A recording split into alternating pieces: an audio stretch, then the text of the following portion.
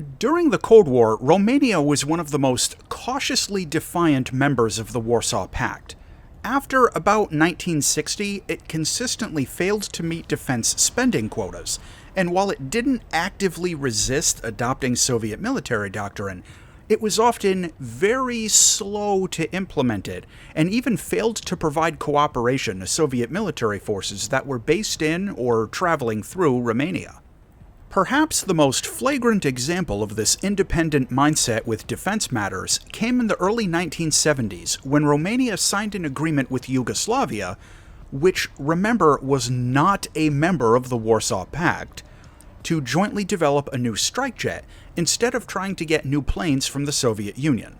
As an extra little middle finger pointed at Moscow, the new jet was going to use license-built Rolls-Royce Viper engines, Martin Baker ejection seats, and have some basic compatibility with Western weapon systems. It's worth noting, however, that the basic model of the Viper engine didn't have enough power for the jet, so a brand new afterburner unit for it was locally developed in Yugoslavia. It would take over a decade for the afterburning Viper engines to be ready, and early examples of the plane had significantly reduced performance as a result. The new jet was built both in Romania and Yugoslavia, being designated the IAR-93 and J-22 respectively. While generally similar, the two countries diverged slightly over the years, with different upgrades and modifications to the basic design.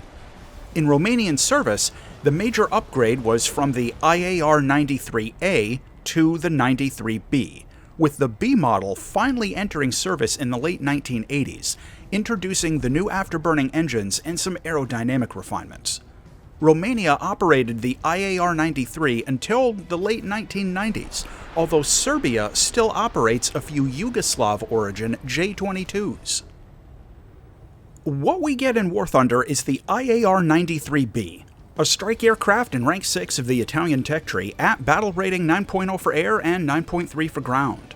This is the main prize of the Flight of the Vulture event in winter 2024. The jet gets a ballistics computer with a CCIP for all of its weapons, but no CCRP for the bombs. It also gets an SPO-10 radar warning receiver, but no countermeasures, no radar, or anything else. For guns, it gets a pair of twin-barreled GSH-23L cannons with 200 rounds of ammo each. Its loadout options include racks of dumb bombs, unguided rockets, and air-to-air missiles positioned across 4 wing hardpoints, plus a centerline drop tank. The missile you get is the A-91. This is basically an R3S or an AIM-9B. It's a cage-seeker rear-aspect infrared missile with only 10 Gs of pull, fairly short range, and overall entry-level performance. It'll still get kills at this BR, but this absolutely will take some practice to use effectively. In terms of its flight performance, this jet is fairly simplistic. Despite having a pair of afterburning engines and swept wings, it's still entirely subsonic. The rate of climb is pretty average for this BR bracket, and the horizontal energy retention at medium speeds is pretty subpar. The acceleration is, again, fairly average, but it's a heavy jet, and even with the afterburners, it's just not fast. The plane feels underpowered in most situations, and it runs out of energy really quickly in dogfights if they go beyond 2 or 3 maneuvers. The other thing to know about this jet is that its performance is all skewed towards lower and medium altitudes.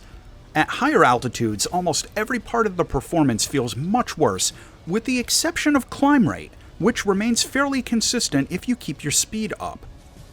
Now, its agility in a dogfight is great, for about 10 seconds. The problem is the crappy energy retention. If you engage at high speed, you can get a couple of good energy turns out of it, but sustained dogfights are going to bleed off your airspeed really quickly and drop well below your best cornering speeds. Since the acceleration isn't anything special, you often won't have the option to break off from a turn fight and run away. Now the good news though is that the combat flaps can be used at medium and high speeds and do make a noticeable difference, but just keep in mind the additional energy bleed from using them. Lastly, the fuel consumption for the IAR-93 is surprisingly lean. Even with full afterburners going non-stop, you're rarely going to run into any kind of fuel issues, and the drop tank is basically unnecessary. You can fly out into a mission with about 23 minutes of gas and be set for a whole AIR-RB match. Flying this one out in air battles is going to be pretty familiar if you've flown a mid-tier strike jet like this before. It doesn't have enough of a bomb load to finish a base in one pass, but if you take the 3 BA-500s and a pair of A-91s, it'll give you some good multi-role potential for air combat after you're done dropping the bombs. The other complication is that, again, the jet just isn't very fast, and a good number of other planes will still be able to beat you out to the targets. Now, you can get there before the A4 Skyhawks, but if something like an F-100 or an Su-7 wants to steal your target, they're gonna get it. If you want to do air combat, you can follow the climb to win meta and try to position for boom and zoom attacks. Just be on the lookout for stuff like F-104s, Harriers, and MiG-21s, which will all outperform you up at higher altitudes. If it looks like you're going to be intercepted, don't hesitate to just drop down a bit and make yourself a less interesting target, and gain some airspeed at the same time. There is some good news though. The set of cannons on this thing is insane for air combat. You get 2 GSH-23 cannons, which have a very high rate of fire, and if you can connect even just 1 or 2 hits, it'll usually be enough to wipe out most targets. For ground attack, the IAR-93 is equally suited to farming AI ground units in air battles or performing close air support. The only thing to remember is that the jet doesn't get any countermeasures, and it's pretty vulnerable to missile attacks while it's lining up its attack pass, especially in an up-tiered ground battle. Now, your best friend in close air support is going to be the rockets, as they're much easier to use than the dumb bombs at this BR. Try to make passes through the battlefield instead of lingering directly above it, and wait until you've at least got a few kilometers of separation before you turn around for another pass. Visually, this plane looks very similar to a lot of other strike jets in its class, with the high-mounted wings, half-height side intakes, and all-swept flight surfaces. I personally don't really care for the default camo pattern it gets, but the prototype paint job is pretty decent, and overall, the 3D model is very well constructed.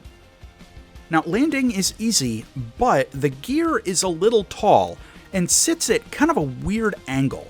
After you touch down, it can feel like you're floating in ground effect or something, even though you're not. The brakes aren't especially good, but you do get a drag chute.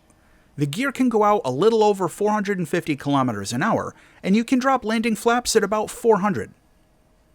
The cockpit is a fairly typical ground pounder cockpit with very poor rearward visibility, but the instruments are all easy to read, and the radar warning receiver is right where I like it. Plus, the Soviet ones actually work inside of the cockpit now. Fairly average internals overall for VR.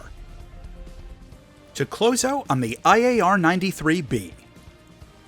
This jet gets a CCIP for its air-to-ground weapons. It can take 4 air-to-air missiles. Its engines are highly efficient even with afterburner. And it's an event vehicle, so you can get it without grinding the whole Italian tech tree. However, the energy retention in dogfights is awful. It's kinda slow, and its overall air-to-ground weapon load is somewhat light.